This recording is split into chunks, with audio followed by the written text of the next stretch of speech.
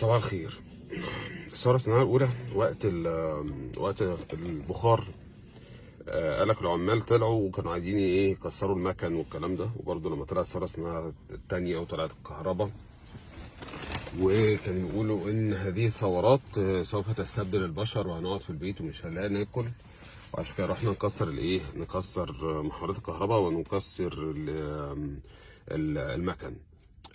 ودارت الايام سبحان الله، وجينا في الثوره الصناعيه الرابعه وفي نهايتها يعني. ولما طلع التشات جي بي تي، مين اللي عمل عليه ثوره؟ كنا عايزين نعمل عليه ثوره.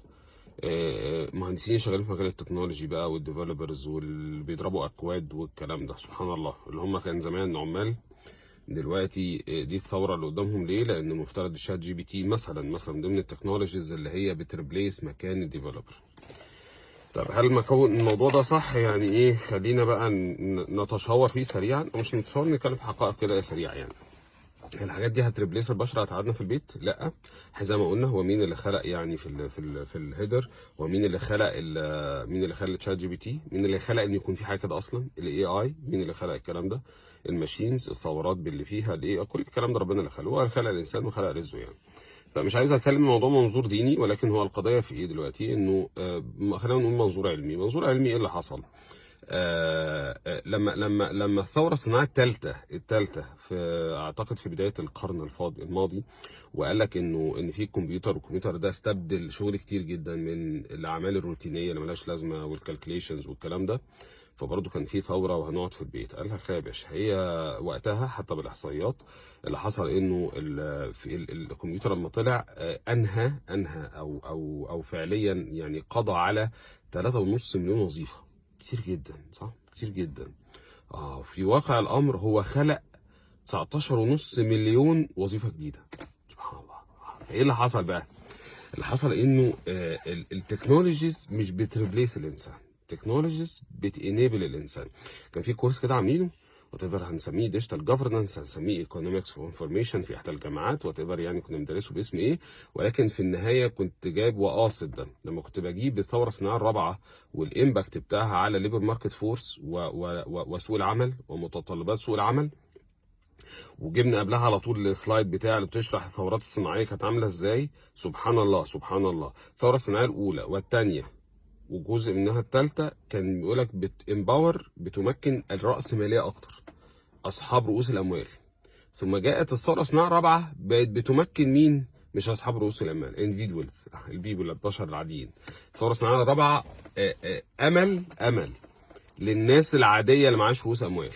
لان التاني كان هو اهم حاجه عنده ان هو يجيب المكنه، لان هي بتريبليس البني ادم اللي عايز ياكل ويشرب ويدخل الحمام ويتخانق ويتجوز ويتعب ويكح. لا، هو المكنه بالنسبه له اسهل حاجه. فهو كان متحكم بشكل كبير. دلوقتي هما مين اكبر ناس؟ هو بيل جيتس كان ابوه مين؟ مارك زوكربيرج كان ابوه مين؟ كل الستارت ابس اللي موجوده، كل الشركات الكبيره اللي موجوده دلوقتي، اللي هي ركنت البنوك وركنت الكلام ده، 3/4 نسبه كبيره منهم شباب عادي جدا. حضرتك تعرف تاخد من 20 سنه تعرف تاخد ماستر ودكتوراه من ستانفورد؟ لا، ده الناس اللي كان معاها فلوس بس. دلوقتي انت بتعمل ايه؟ انت بتاخد الماستر والدكتوراه وانت قاعد في البيت، رايت؟ كنت عشان تتعلم تضخ مشوار من اسيوط لغايه القاهره، لا، كل حاجه انت ممكن تعملها من اسيوط، ما اختلفناش، صح؟ من جنوب افريقيا. فايه اللي حصل؟ مين الناس دي؟ طلعت ازاي؟ حضرتك كان في تعرف تعمل مصدر دخل وانت قاعد في البيت؟ انت سيده عائله اسره زوج متوفي، مش بتعرف تتحرك كتير، كنت تعرف تعملي شغل وانت قاعده في البيت؟ لا، دلوقتي تعرف تعملي شغل وانت قاعده في البيت، اي كوميرس، ومش هتعملي اي حاجه، سمسار وهيشتغل من البيت، صح؟ فاذا الثوره الصناعيه الرابعه هي في مهن بتقضي عليها، ولكن بتخلق اضعاف. يعني في الثوره الصناعيه الثالثه 5 اضعاف، من 3.5 ل 13.5 مليون وظيفه. فالقضيه هنا مش ان هي بتقضي على وظائف ونحط نقطه، لا، هي القضيه هنا بقى ندير هذه المخاطر بقى. تعالى بقى، امال ايه الحل يا باشا؟ والحل ودي الحاجه اللي فرضتها الثوره الصناعيه الرابعه بصراحه، اللي احنا للاسف مش هينفع نشتغل يعني بالمنتاليتي بتاعت موظفين الستينات، نقعد في الكومفورت زون. انا يا باشا اخدت الوظيفه، انا خلفت واركن على كده بقى خلاص، ما فيش اي حاجه. لا، هو بس صعب بقى فيها مشكله واحده بس، اللي احنا لازم نكون مصحصحين 24 ساعه، لازم نكون عارفين ما مدى تأثير الثورة دي والحاجات التكنولوجيا اللي بتطلع على مهننا الشخصية وعلى عيالنا وعلى بيتنا وعلى شغلنا وعلى البيزنس مودلز بتاعتنا، لأن يوميا في جديد. وأنا لو ما ظبطتش القصة دي أنا هقعد في البيت. فأنا النهاردة راجل بتاع مخزن أدوية، لو أنا مش مصحصح للي بيحصل في الماركت ومش مصحصح الابلكيشنز اللي ليها علاقه بيه، اللي هي بتربط السبلاي تشين ما بين المانيفاكتشرر من اول المصنع لغايه الصيدليه، مش مصحصح براحتك. تقعد تشتم ثوره صناعه رابعه وتقول ده بنت لذينه هتقعدني في البيت. حبيبي ما تتحرك، بتعمل ابلكيشن، شوف غير البيزنس موديل بتاعك، ما حدش زعلان. انت ليه قاعد وانا مش هشتغل الا دي؟ فانا النهارده زي بالظبط حتى في التشات جي بي تي والكلام، هو ده ممكن ولا بيستبدل؟ والله يا حبيبي ممكن. ايه المشكله؟ بدل ما كنا بننتج 30 واحده في الساعه، جبت الماشين بالاي اي بالاي او تي بالانترنت اوف ثينجز وبدأنا ننتج 30,000.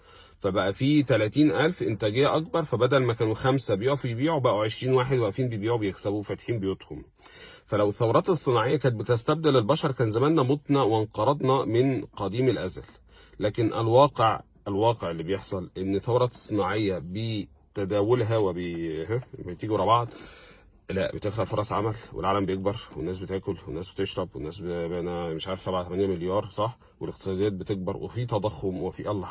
اما الثوره الصناعيه كنا نقعد في البيت ومش عارف ايه. لا، فهو الشاهد في الموضوع انه عشان ما اطولش اكتر من كده قضيه حضرتك معلش مثال تاني برضو كنت لسه بتكلم في حد مع حد قريب يعني، ومن الامانه اقوله الماركتنج. كنت بتعمل ماركتنج؟ كنت بتعمل ايه ماركتنج زمان؟ لا يا باشا كنت بطبع ورق، بعمل اعلان. لا مش بعمل اعلان في التلفزيون. دلوقتي كم وظيفه بسبب الثوره الصناعيه الرابعه، كم وظيفه تم خلقها في مجال التسويق مش طبيعي.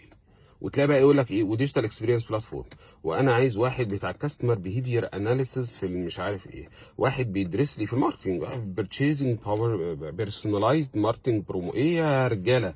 ايه اللي بيحصل في القصه دي؟ اللي بيحصل حضرتك انه في مهن كتير بيتم خلقها انا مش دريان بيها. دي قضيه تانية، تسلم ايدك يا رب. انا مش دريان بيها. دي قضيتي انا، مش دريان بيها عشان عيالي. دي مشكلتي برضو مش مشكله حد تاني. فهنا بس عشان ندير نرجع بقى لموضوع رئيسي. احنا هنا ايه فاكرين الريسك مانجمنت؟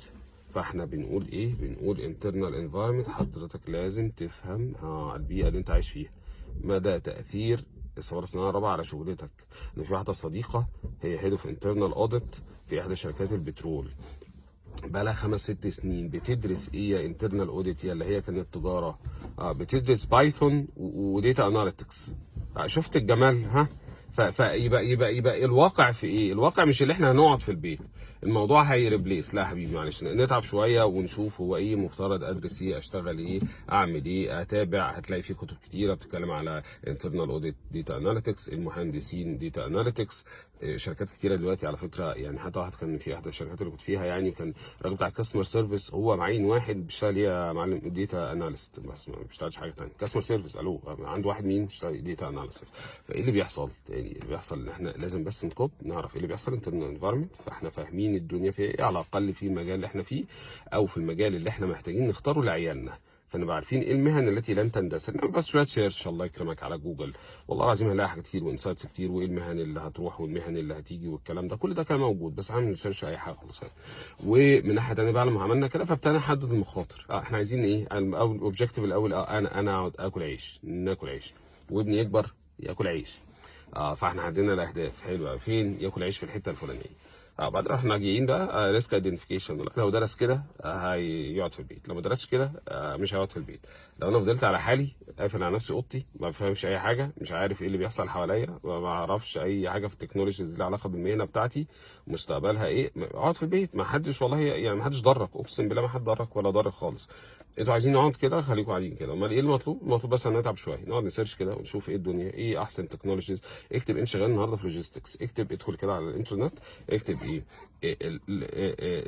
AI solution landscape logistics, AI solutions landscape credit, AI solution landscape mechanical engineer بخدمة اجتماعية، اكتب بقى، هتلاقي والله ليله كبيره سعادتك. هتقعد تسيرش بقى، هتلاقي في شويه شركات ومقسمها لك، فكل واحد بيشتغل ايه. يعني لما بقول لك لوجيستكس دي ليله كبيره قوي سعادتك، فهتلاقي بقى ايه، هتقعد تقرا فهتفهم اللاندسكيب دي عامله ازاي. فبالتالي حضرتك هتقوم داخل على موقع واثنين وثلاثه واربعه من الشركات اللي هي الموجوده، هتفهم هم بيعملوا ايه في الشغلانه بتاعتك، فهتفهم مستقبلها عامل ازاي وازاي هم بيترانسفورم هذه الشغلانه. فبالتالي تكتشف ان انت محتاج تدرس حاجات معينه، تعمل حاجات معينه، تطلع تفتح بيزنس اصلا وتعمل ستارت اب ولا ابلكيشن. ما اختلفناش، بس عشان تبقى على قيد الحياه. الفرص بتكتر بالثورات الصناعيه اللي بتحصل مش بتقل. يا بس احنا محتاجين ان احنا ايه يعني نتعب شويه كده عشان ايه ناخد بقى ايه ريسك ريسبونس بقى وكنترول اكتيفيتيز في الايه في الوقت الصحيح.